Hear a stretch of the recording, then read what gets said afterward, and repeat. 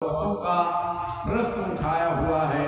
आज भी वो प्रश्न को हम याद कर रहे हैं कि आखिर हर महीना में पंचमी आती है कृष्ण पक्ष को, लेकिन इसी में क्यों हम उसको मनाते हैं, प्रश्न किया। दूसरा प्रश्न उनका था कि भगवान शिव के परम स्वरूप को कैसा जाना जाए, अर्थात शंकर भगवान रुद्र हैं या शंकर भगवान शंभु हैं या शंकर भगवान ईश्वर हैं, इनके स्वरूप को कैसे जाना जाए, पहचाना जाए। दूसरा प्रश्न किया, शिव और पार्वती के दिव्य चरित्र को श्रवण करने से क्या होता है। पुनः प्रश्न किया कि परमात्मा नारायण शंकर भगवान निर्गुण है कि सगुण है। चौथा प्रश्न पुनः किया कि सृष्टि के पहले भगवान शिव जी किस प्रकार अपने रूप में अवस्थित थे और किस प्रकार से अपना विस्तार किए। छठवां प्रश्न है कि लोक कल्याणकारी शंकर भगवान के नाम अनेक हैं, उन्हें प्रसन्न करने के लिए भक्तों को क्या क्या करना चाहिए जो सुंदर फल की प्राप्ति हो सके। पुनः प्रश्न किया सौमित्र जी महाराज ने सूत जी से कि हे प्रभु, आप जानकार हैं, कृपा करके बताइए कि ब्रह्मा जी, विष्णु जी और महेश ये तीनों देवता किसके स्वरूप हैं। क्या ये सब शिव के स्वरूप हैं? क्या शिव जी की पूजा करने से ब्रह्मा, विष्णु, महेश सबकी पूजा हो जाती है क्या?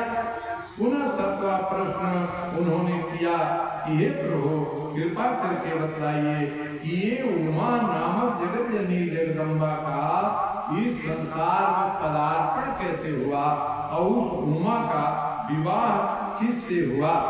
पुनः कहा महाराज, कथा तो आप कहेंगे, लेकिन यह जो 9 प्रश्न आपने किया है उसका फलित हमने बताइए श्रवण का।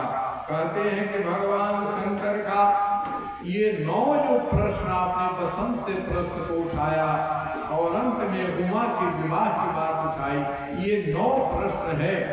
9 ही प्रश्न क्यों किया, जरा विचार करना।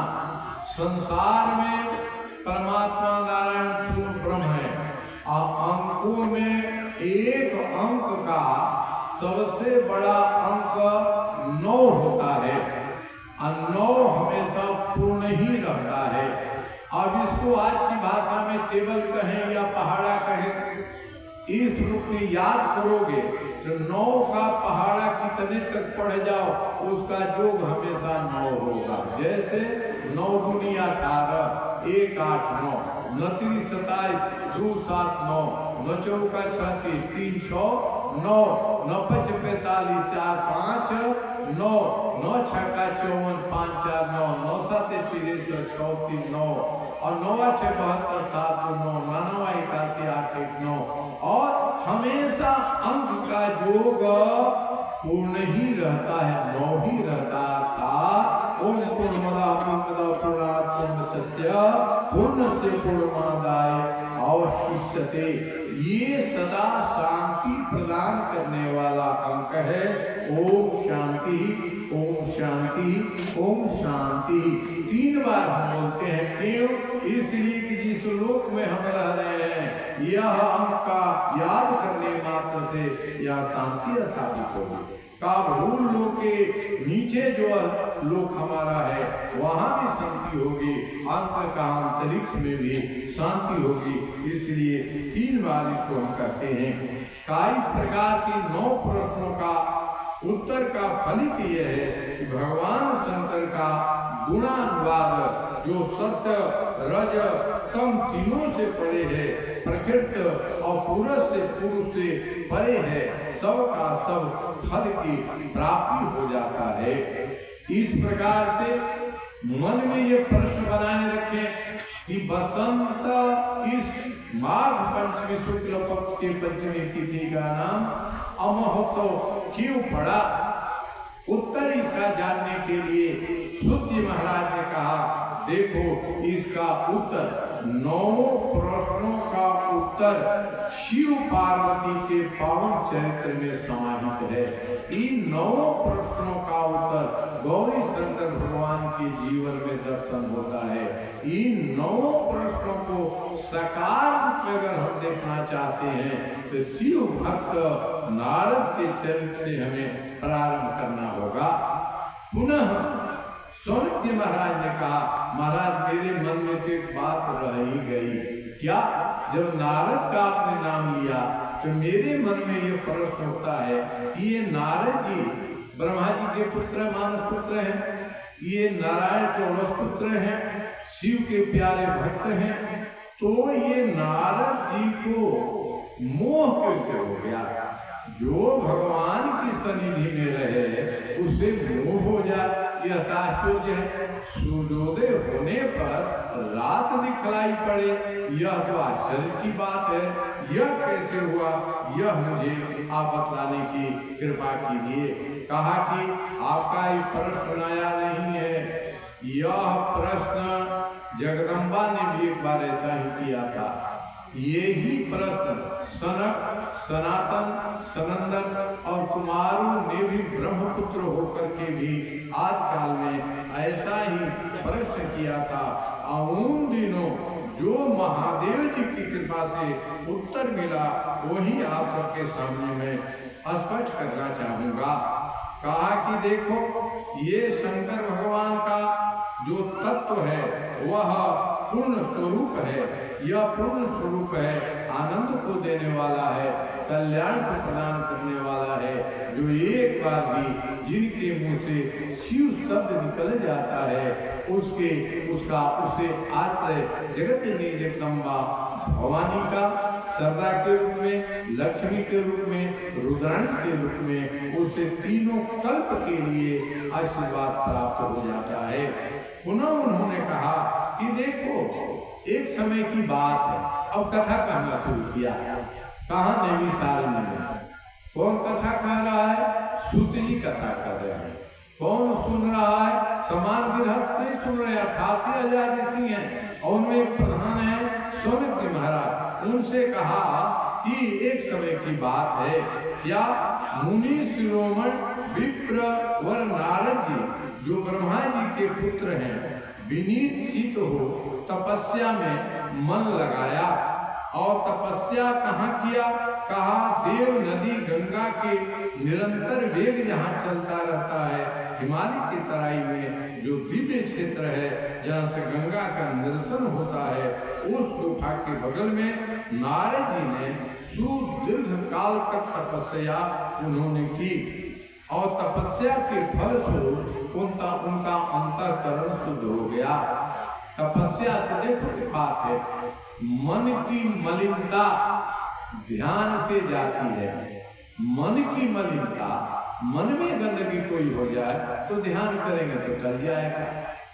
और कहा शरीर से अगर कोई पाप ताप संताप हो गया हो तो तप से जाता है। और हमें सर्वांग शुद्धता के लिए ध्यान जनित जाप की व्यवस्था हमें बतलाई गई है। जाप कैसे करें? माला पर जाप कर सकते हैं, अंगुली पर कर माला कहते हैं, यहाँ से शुरू करते हैं, आते आते यहाँ तक कोष तक आता है, पुनः ऐसे करते हम करते, इसे कर माला कहते हैं। कर माला से भी ऊपर है कि हम श्वास से जाप करते हैं, मतलब एक भी हमारा श्वास ऐसा नहीं जाता है जो बिना हरि के नाम के जाता हो। हर श्वास नाम को बैठा देते हैं, श्वास लेते हैं तब शिव, छोड़ते हैं तो छो शिव शिव शिव शिव। हर श्वासों के श्वास में नाम ले, वृथा श्वास मत खोल, ना जाने फिर आवन हो न हो।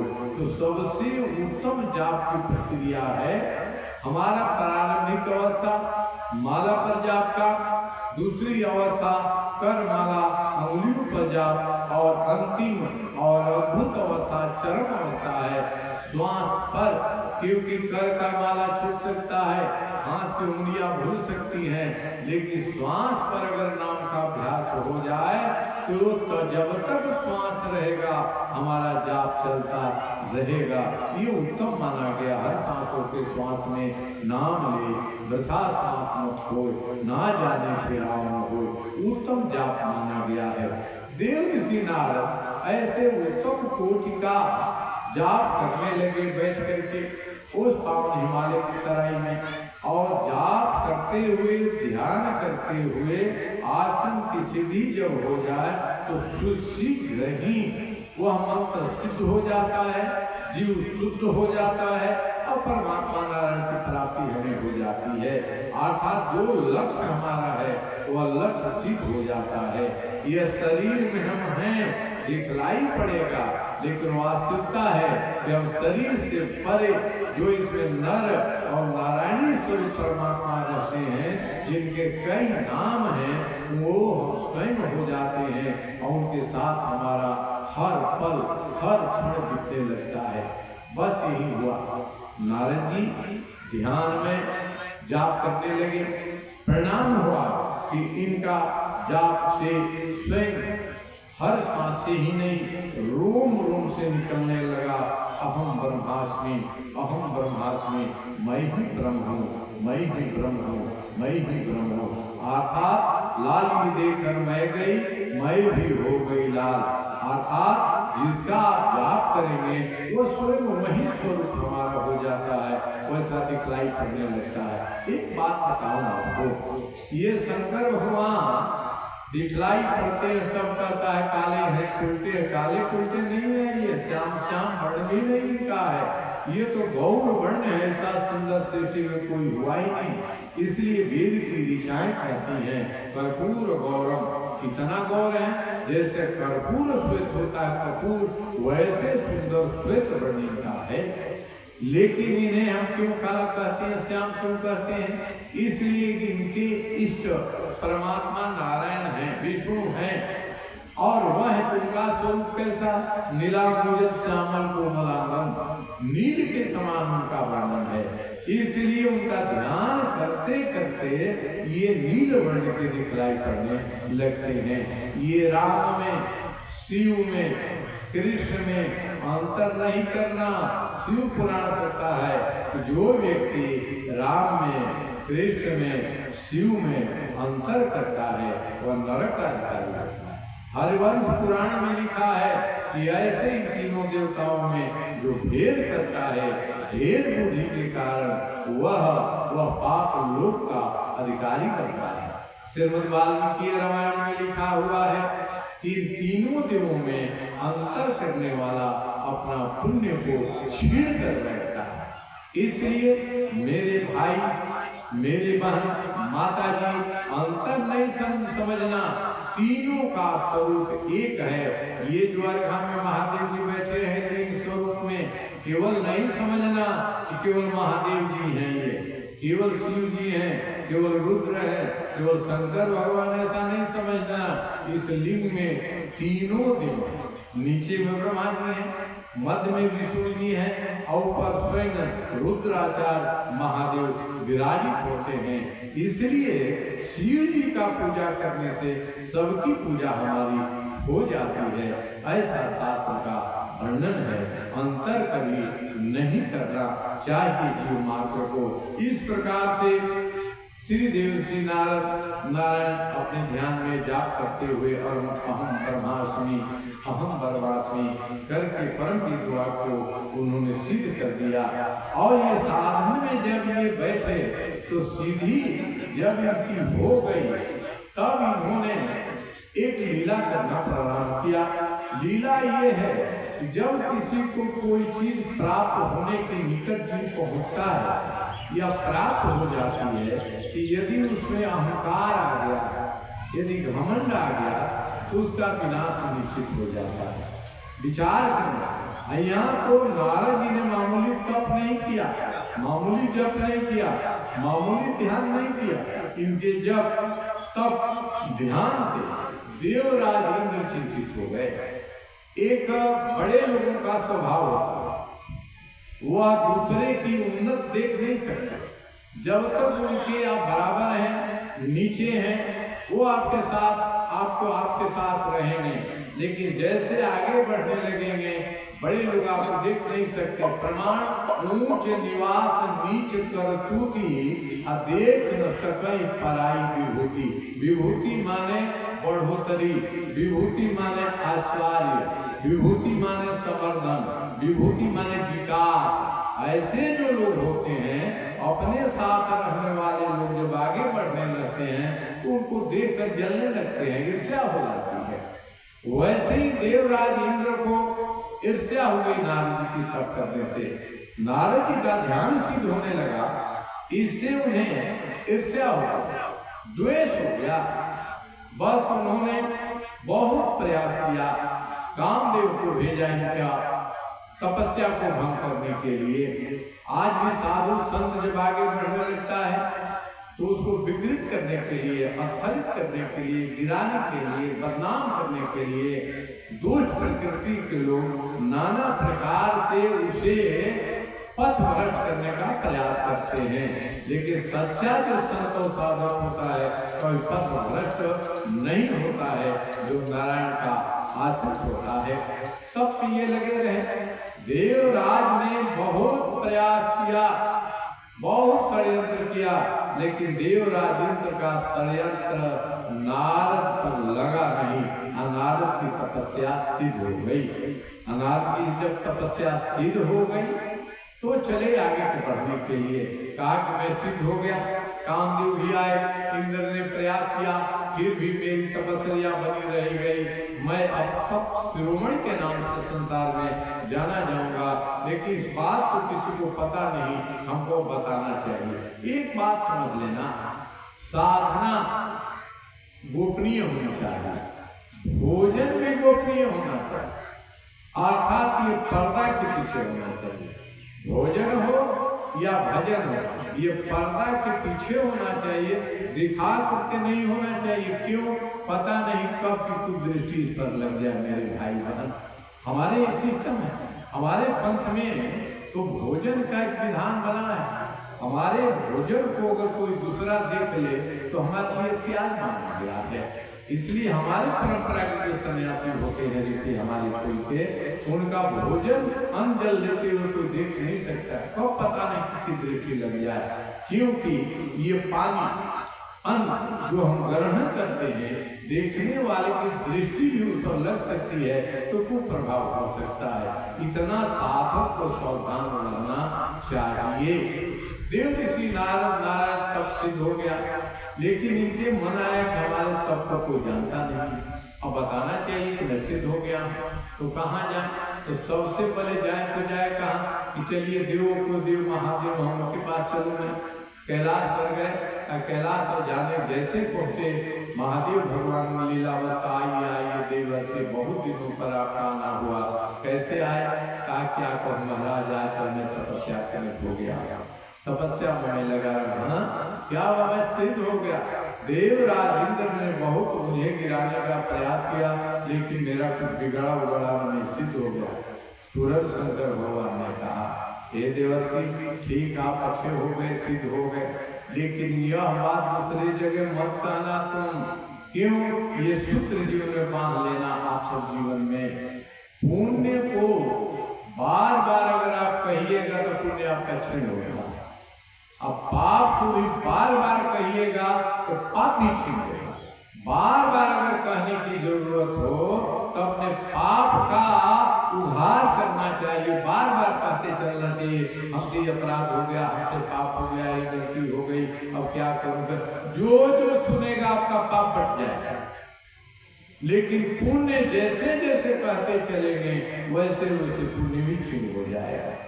इसलिए पुण्य करें तो हमारे यहाँ की व्यवस्था बनाई गई है, बड़े गोपनीय रूप से करना चाहिए, कहना किसी से नहीं चाहिए। एक दिन की बात है, मैं स्वामी जी का पूर्णावती एक चल रहा था झारखंड में। एक भक्त आए, भक्त ने स्वामी से पूछा, महाराज ये जब इतना तक करना चाहिए। मेरा एक पुरस्चरण हो गया है।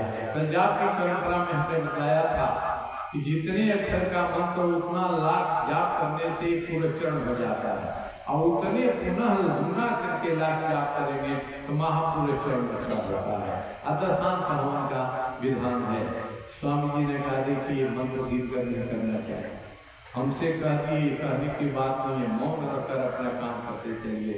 जैसे धन छिपा कर रखा जाता है वैसे साधना भी छिपा करके रखना चाहिए, क्योंकि ये साधना प्रकट करोगे तो क्षीण होगा। शंकर भगवान ने देव ऋषि नारद कहा कि हमसे आप कह दिए तो कह दिए, दूसरे से मत कहना, ये सब सिद्ध हो गए। नारद भगवान को लगा कि महादेव है, मेरी तपस्या से जलन हो गई, मेरी बढ़ती हो रही है, देखना नहीं चाहते हैं, इसलिए मना कर रहे। देखो वो पंथ के पथ पर चलने लगे। अहंकार को कहाँ ले जाएगा समझ लेना। जब भगवान देवों के देव महादेव समझा रहे हैं तो समझना चाहिए कुछ रहस्य है, लेकिन नहीं समझा। बहुत बड़ी विडंबना है। हमारे घर के, हमारे परिवार के, गांव के बड़े बुजुर्ग लोग जब पंथ पर हम जाते हैं तो हमें समझाने लगते हैं, वो बड़े बुजुर्ग, तो हमको लगता है कि हमको हमारा अच्छा नहीं देखना चाहते। ना, बड़े बुजुर्ग को बात को समझना चाहिए, सुनना चाहिए, आचरण करना चाहिए। शंकर भगवान ने मना किया, ऐसा मत करना तुम। उन्हें लगा कि शंकर भगवान को अच्छा नहीं लगा, और कहाँ चलूँ मैं, इन्हें अच्छा नहीं लगा। कहा चले पिताजी के पास, ब्रह्मा जी के पास। ब्रह्मा जी अंतर्यामी है, जान गए। कहा क्या हाल है देव ऋषि, बहुत दिन पर आया। क्या कहे पिताजी जानते हैं मैं तपस्या में बैठा था, देवराज इंद्र सहित सबने काम सहित मेरे पर बहुत प्रयास किया मुझे तपस्या से गिराने के लिए, फिर भी हमारा तप सिद्ध हो गया। कहा देखो नारद, हमसे कह दिया, अब किसी से नहीं कहना, विचार करना। स्वयं शंकर भगवान ने मना किया, नहीं माना। ब्रह्मा जी ने मना किया, नहीं माना। अब विचार करना, होने को कौन टाल सकता है। जब देव ऋषि नारद तप का बखान करने से, तप से च्युत हो जाते हैं, तो हम अपना पुण्य बखान करके कहाँ जाएंगे, निर्णय कर लेना। अब सोचे कि लोगों को मेरा बढ़ती अच्छा नहीं लग रहा, तब क्या करें। तब इन्होंने कहा कि चलो आगे चलते हैं। कहाँ चलेंगे, कहा नारायण के पास चले। ये नारायण जो जल में शयन करते हैं, नर माने एक जल होता है, आय माने घर होता है, जिसका जल ही घर हो वो नारायण विष्णु भगवान कहलाते हैं। वह वहाँ पर शयन कर रहे थे। महालक्ष्मी मैया चरणों को चाँप रही थी। उस समय एक बाइक नारायण उठ गए। लक्ष्मी मैया ने कहा क्या हुआ, क्यों उठ गए। अरे मेरा भक्त आ रहा है, नारायण देखना लीला, आओ देव ऋषि आओ। आए अपने आसन के बगल में बैठा लिया। देव ऋषि का हाँ ये नारायण है ना, देखिए बाबा मेरे तप से जल गया, मेरा बाप भी मेरी तपस्या की सिद्धि से जल गया, ये नारायण है ना। कितने खुश हो गए हमको देख करके, अपने बगल में आसन दे दिया। अब विचार ही नहीं करना चाहिए कि नारायण बगल में आसन क्यों दे रहे हैं, लेकिन नहीं समझ पाए। लीला बिहारी नारायण ने पूछा, हे देवर्षि नारायण, अरे बहुत दिनों पर तुम्हारी क्या बात हुई। फिर अपनी तपस्या का पूरा वर्णन कर दिया, आज से हम तक ऐसे किया, ऐसे किया, देवराज ने से या कामदेव ने ऐसे किया, हम भिड़े नहीं, सिद्ध हो गए महाराज, हम तपस्वी हो गए। मैं क्या कहा, मैं इंद्रिय जीत हो गया, मैं जीत लिया, काम को जीत लिया, क्रोध को जीत लिया, लोभ को जीत लिया, मैं किसी से हारा नहीं, मैं जीत गया। भगवान ने कहा ये तो आपका तप का फल है। नारद ने कहा बड़ी विनम्रता से, ना महाराज मेरे तप का फल नहीं है, ये आपकी कृपा का। देव ऋषि नारद के कहने पर भगवान नारायण समझ गए कि अब देवर्षि का कल्याण होने वाला नहीं है, क्योंकि शंकर भगवान जिस बात को मना करें, जीव चाहे हमारा उद्धार हो जाए उसे पगला कौन हो। ब्रह्मा जी इस बात को मना करे, आदमी न माने तो उसका विनाश को कौन रोक सकता है। देव ऋषि की ऐसा व्यवहार को देखकर परमात्मा नारायण शिव की कृपा से कहा, अब नारद के मन में अहंकार आ गया, घमंड आ गया, बहम आ गया। और जिसके मन में अहंकार आ जाता है, हम ही हमारे सिवा कोई नहीं है, समझ लेना उसका विनाश होना तय हो जाता है। अब भगवान बड़े कृपालु हैं।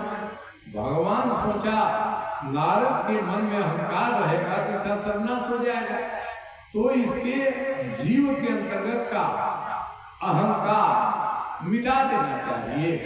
कैसे मिटाए?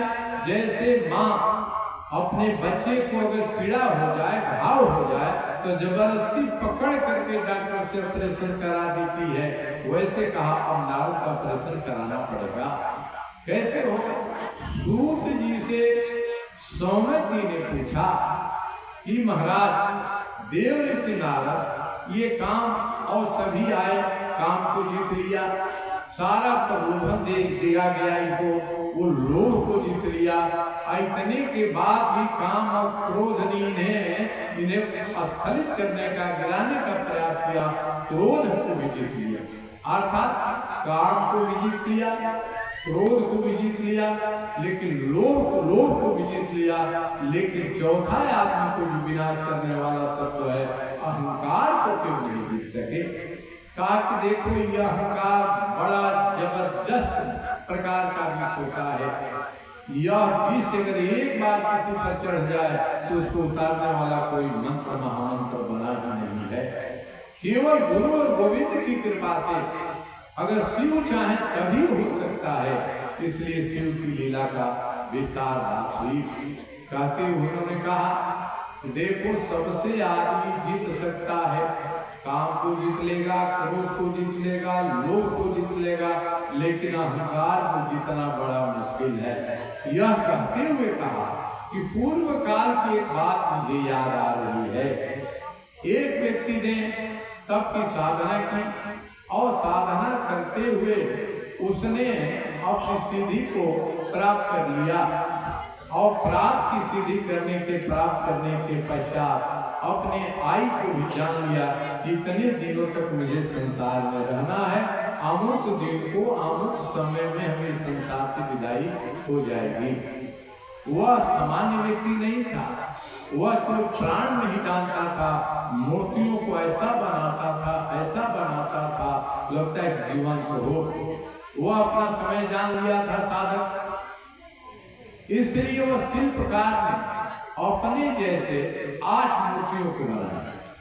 8 मूर्ति को बनाया, और जिस दिन उसको जाने का समय हुआ उस दिन 4 मूर्ति को अपने दाएं खड़ा कर दिया और 4 मूर्ति को बायां खड़ा कर दिया। जैसे आज पूजा हम करते हैं सरस्वती जी का प्रतिमा बनाने वाले जीवंत प्रतिमा बनाते हैं, वैसे ही वह कलाकार प्रतिमा को बनाए अपने जैसा, 4 इधर 4 इधर बना दिया, बीच में अपने हो गया, टोटल 9 हो गया। विचार करना, अब इनको जाने का समय आ गया। यमराज जी ने अपने दूतों को भेजा कि जाओ उसको आने का समय हो गया है, लेकर आओ। दूत पर दूत आए, लेकिन किसको ले चले? एक तरह के 9 प्रतिमाएं हैं, किसको ले चले किसको छोड़े पता न चले कि किसका सबका नाम नहीं लिखा हुआ है। कहीं गलती हो जाए तो यमराज भगवान धर्मराज जी नाराज हो जाएंगे, इसलिए पक्का कर ले।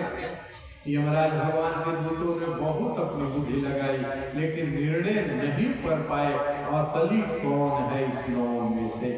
जाकर लौट गए, स्वयं धर्मराज आए और धर्मराज ने कहा एक उपाय है, ये तो कलाकार गजब का मूर्ति बना है, गजब का मूर्ति में इतना तो काम ब्रह्मा जी भी नहीं कर पाते हैं, ये कौन बनाया पता कैसे चलेगा।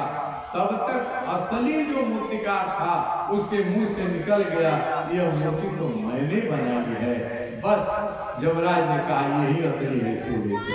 इसका भाव क्या है? इसका भाव ये है कि मैंने ये किया, मेरे द्वारा हुआ, हम ही कर सकते हैं, इसी को अहंकार कहते हैं। अहंकार वश में चला गया।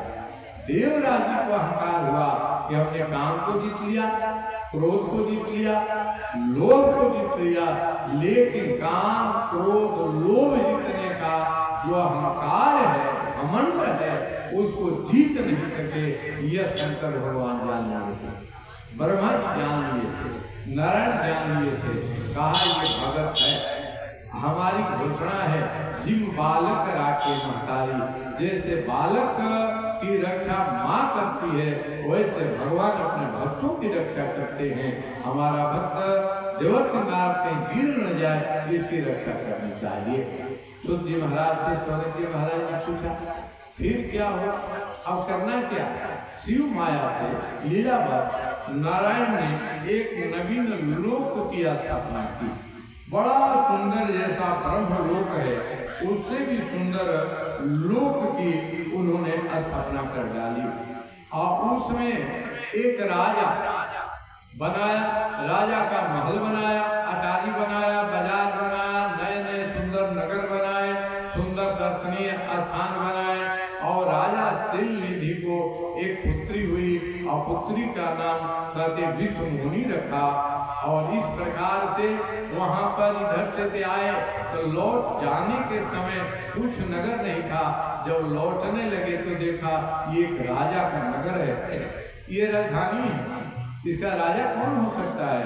कहा शिलनिधि राजा है। कहा कि ये बड़े राजा महाराजा दुनिया के इकट्ठे हुए, क्या बात है? वह शिलनिधि राजा ने देवर्षि नारद को नारायण भक्त समझ करके बहुत पूजा सत्कार आदर भाव से किया। आदर भाव से पूजन पाठ करने के पश्चात बैठाया। देवर्षि नारद ने पूछा कि आखिर क्या कारण है कि इतनी भीड़ लगी हुई है और इस भीड़ का के बीच में राज क्या है? तब पश्चात शिलनिधि राजा ने कहा कि महाराज यह हमारी नगरी है, यहाँ का मैं महाराज हूँ, मेरी बिटिया विश्वमोहिनी है और उसके विवाह का प्रसंग है और उसके विवाह के लिए स्वयंवर की मैंने तैयारी किया है। इसमें इसलिए द्वीप द्वीपति आए भूपति नाना, बहुत राजा महाराज तीनों लोग 14 घोड़ के आए हुए हैं। मेरी लाडली का स्वयंवर है, जयमाल डालेंगे, उसके साथ विवाह इसका संपन्न होगा। कहा ऐसी बात है? कहा बात से ही बात है। कहा कि लाडली है कहाँ? तो तुरंत शिलनिधि राजा ने लाडली को लाया और लाडली को लाकर कहा मेरी बिटिया को जरा आप देख लीजिए, इसका वर कैसा मिलेगा, घर कैसा मिलेगा, इत्यादि जरा विचार कर लीजिए। जब लाडली लाल को लाया तो देव ऋषि नारद नारायण उस बिटिया को देखते रह गए। कहा ये परम सुंदरी, परम सुलक्षणा, परम धर्मशीला है और उसके हाथ में जो लिखा हुआ था जिससे इसका विवाह होगा, इसका विवाह उसी से होगा जो विश्व विजयी होगा, इसका विवाह उसी से होगा जो दुनिया का मालिक होगा, इसका विवाह उसी से होगा जो दुनिया में किसी से हारे नहीं, इसका विवाह उसी से होगा दुनिया को प्रतिपालन करने वाला होगा। लेकिन मोहवश अहंकारवश देव ऋषि नारद ने उसको पढ़ लिया कि इस लाडली से जिसका विवाह होगा वह विश्व विजयी बन जाएगा, इसका इस लाडली से जिसका विवाह होगा दुनिया का मालिक बन जाएगा, इसका जिससे विवाह होगा दुनिया में किसी से हारेगा नहीं। और नारद जी के मन में आया कि क्यों न हम ही से विवाह कर ले, कि दुनिया के मालिक बन जाए, विश्व विजयी बन जाए, किसी से हारे नहीं, बस तुरंत बात बना कर वहाँ चले। लेकिन कहा ये परम सुंदरी है, इससे विवाह सामान्य रूप से तो हो नहीं सकता है, इससे तो विवाह तब होगा जब जितनी ये परम सुंदरी है, इतना सुंदर अगर रूप मिले तभी विवाह होगा। और ऐसा रूप तो केवल नारायण का परम सुंदर है और दूसरा है नहीं। इसलिए अगर यह लाडली लाल मुझे प्राप्त करना है तो नारायण के पास मुझे चलना है। बस नारायण के पास पहुंच गए। नारायण के पास गए, नारायण कहा या ये देव ऋषि कैसे आना हुआ? कहा कि महाराज क्या कहूँ, आपसे मेरा हितैषी कोई नहीं है, सचमुच में भगवान से हितैषी हमारा कोई नहीं है, चाहे राम हो चाहे कृष्ण हो चाहे शिव, वही भगवान ईश्वर है, आपसे कोई मेरा हितैषी नहीं है। कहा बात क्या है बोलिए? कहा कि आपके बिना मेरा उद्धार नहीं होगा, सचमुच भगवान के बिना जिनका उद्धार नहीं हो सकता है। कहा कि महाराज आपके बिना वो मुझे नहीं मिलेगी। अरे क्या बात है, क्या लेना चाहते हैं? आप तो सन्यासी, परम सन्यासी, ऋषियों में प्रवरकोट के ऋषि देवर्षि महर्षि के नाम से आप जाने जाते हैं, क्या चाहिए आपको? कहा कि महाराज हम चाहते हैं कि आप अपना रूप दीजिए। अब जरा विचार कीजिए, रूप चावल गेहूं है, रुपया की ऐना पैना कोई अदला बदली किया जा सकता है, लेकिन अहंकार ऐसा आया कि देव ऋषि नारायण ने भगवान का रूप मान दिया। कहा कि महाराज अगर ये रूप नहीं हमें देंगे तो हम मिलेगी नहीं, अब मेरा कल्याण होने वाला नहीं है। तो कहा उन्होंने कि हे प्रभु, जैसे मेरा कल्याण हो, जैसे मेरा हित हो, वो आप ही कर सकते हैं, दूसरा मेरा कोई हित साधन करने वाला नहीं है। भगवान मन ही मन मुस्कुराए कि देखो ये शिव की क्या माया है। शिव की अगर बात ये मान लिए होते देव ऋषि नारायण तो मुझे ये करना नहीं पड़ता, लेकिन उनके कल्याण के लिए करना पड़ेगा। भगवान से देव ऋषि नारायण ने कहा कि हे प्रभु, जल्दी से आप वह मुझे अपना रूप दीजिए जिससे मेरा कल्याण हो, मेरा हित हो। भगवान ने कहा चिंता मत कर देव ऋषि नारायण, मेरी कृपा तुम चाहते हो हित, लेकिन मेरे कृपा से तेरा जाहिविधि होई परम हित तोरा। इन्होंने कहा जाहिविधि होई नाथ हित मोरा, वेग करहु तो तुरंत कीजिए जिससे मेरा हित हो। भगवान ने कहा हित नहीं, जिससे परम हित होगा वह मैं काम करूंगा। बोलो। कहा महाराज अपना रूप दे दीजिए। भगवान ने कहा ठीक है। बस परमात्मा शिव की माया से उन्होंने रूप ऐसा दिया, ऐसा रूप दिया जिसको सुनकर आश्चर्य हो जाएंगे। इनका मुंह बंदर का बना दिया, अब बंदर का बना कर दे दिया जाओ। अब ये समझ गए कि मुझे मिल गया रूप, मिल गया नारायण बन करके। चलते चलते शिव माया से शंकर भगवान के दो दूत लग गए। शंकर भगवान ने कहा देख नारद जा रहा है, मुंह में फंस गया है, ये लोभ जीता, क्रोध जीता, सब जीते, लेकिन अहंकार नहीं जीता। अब देख अहंकार की भी चीज की क्या दुर्दशा होती है। जब गए सिलनिधि के राजा के गांव में गए, जहाँ स्वयंवर में एक से एक राजा बैठे हुए हैं, वहां जाकर बगल में एक कुर्सी पर बैठ गए। जिधर जाए सब राजा महाराजा देवर्षि जानकर सम्मान किया, आदर किया, इनको स्थान दिया। लेकिन जो रूप भगवान ने इन्हें दिया था कोई अन्य को पहचान में नहीं आता। ऐसा रूप दिया था कि वही वो जान सकते थे। आज भगवान शंकर जो दूत दिए थे वो जान रहे थे, सबको नारद जैसा ही दिखलाई पड़ रहे थे। आसन दिया। अब पंडित इकट्ठे हुए, मंत्र शुरू हुआ। ओम गणानां त्वा गणपति गुं हवामहे प्रियाणां त्वा प्रियपति गुं हवा इत्यादि वैदिक मंत्र शुरुआत हुआ। मंगलम भगवान विष्णु मंगलम गुरुध्वजा मंगलम पुंडरीकाक्ष शुरुआत मंगल मांगल्ये शिवे सर्वार्थ के शरणत्रम के गौरी नारायण नमस्ते इधर से शुरू हुआ। जयते मंगला काली भद्रकाली कपालिनी इधर से शुरू हुआ। कहते हैं ओम तत्सत नमस्ते इधर से शुरू हुआ। चारों तरफ से स्वयं वेद मंत्र कर रहे हैं। विचार करना, भगवान ने जिस राज्य को रचा है तो उसमें वैसे पंडित भी बनाए होंगे। वेद ध्वनि होने लगी, ऋचा होने की आवाज आने लगी, बाजे बजने लगे, गंधर्व बाजे बजा रहे, अप्सराएं नृत्य करने लगी, देवता ऊपर से पुष्पों की वृष्टि करने लगे, देवर्षि आए हैं ना। इसी बीच सिलनिधि राजा की वह परम सुंदरी विश्व मोहिनी नाम ही जिसका है पधारी और हाथ में जयमाल लेकर के घूम रही है। चारों तरफ किस बर को मुँह जयमाल डाले। इधर जब गई तो नारद दिखलाई पड़े। वो विश्व मोहिनी क्रोधित हो गई। देखो बंदर भी मुझसे ये विवाह करने का उत्सुक हो गया आया है, बस उधर से मुंह करती इधर चली गई, इधर देखा भी नहीं। तो उठ करके नारद जी समझा कि विश्व मोहिनी ने मुझे देखा नहीं, इसलिए इधर आ गए। इधर से तुरंत मुंह करके इधर आ गई। इधर उधर उनका चलता रहा। यह बात शंकर भगवान के दूत जान रहे थे, इसलिए बड़ा मजा ले रहे थे। कहा देव ऋषि जी सामने जाइए तब विश्व मोहिनी देखेगी, इधर जाइए। वो उछल कूद मचाए रहे, विश्व मोहिनी ने देखा नहीं। हम तो देवर्षि जब बैठे। इसी बीच परमात्मा नारायण ने एक लीला की। स्वयं नारायण लीला की आए। आज जब नारायण आए तब विश्व मोहिनी ने जयमाल श्री नारायण के गले में पहना दिया और नारायण विश्व मोहिनी को लेकर चल पड़े। और इधर देव ऋषि नारायण बड़ी निराशा हुई, बड़ा मन से खासा दगा हुआ, षड्यंत्र हुआ। तब भगवान के दूतों ने कहा, अरे देवर्षि नारायण आप इतना सुंदर है, इतना सुंदर है कि दर्पण नहीं है तो पानी में तो देव ऋषि मुंह कैसा आपका है।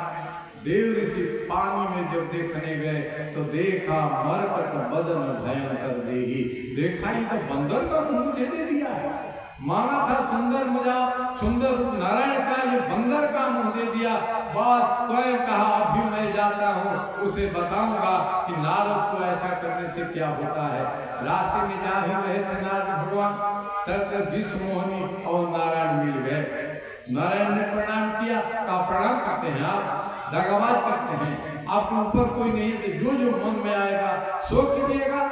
समुद्र मंथन हुआ था तो बीज से निकला तो आपने शंकर भगवान को पिला दिया, आज जब उसमें लक्ष्मी निकली तो अपने ने लिया।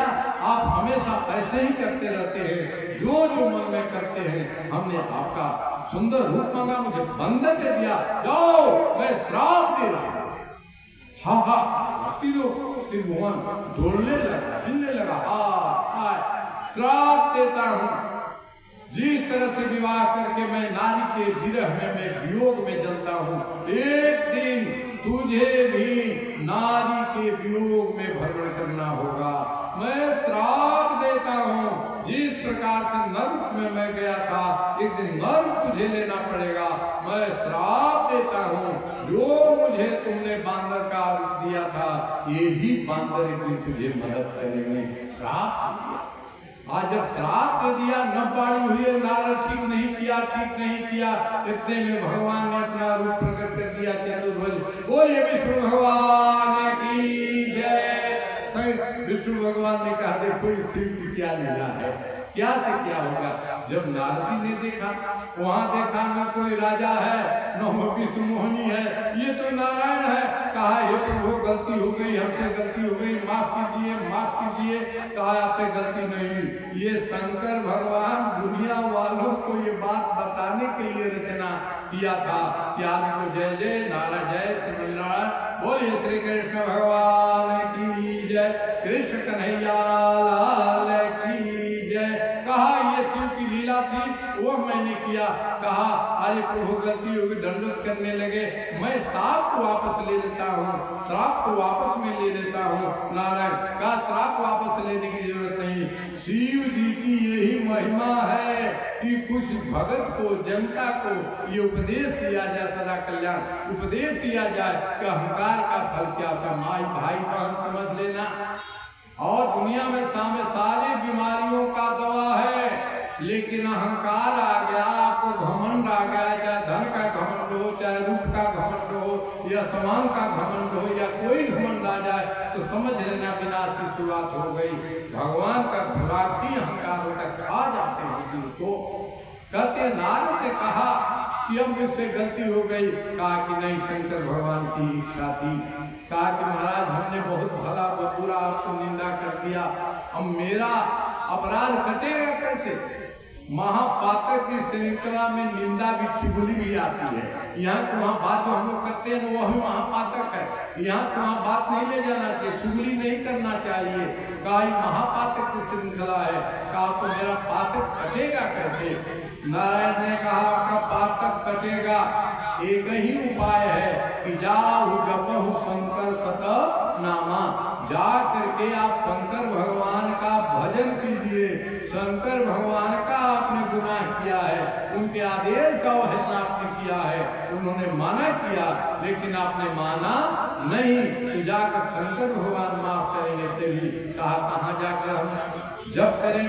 तो उन्होंने कहा कि जाइए बिहार प्रांत के अंतर्गत वाराणसी के पूर्व दिशा में, वाराणसी के पूर्व दिशा में और बैद्यनाथ के पश्चिम दिशा में एक पावन क्षेत्र है, गंगा के उत्तर दक्षिण किनारे।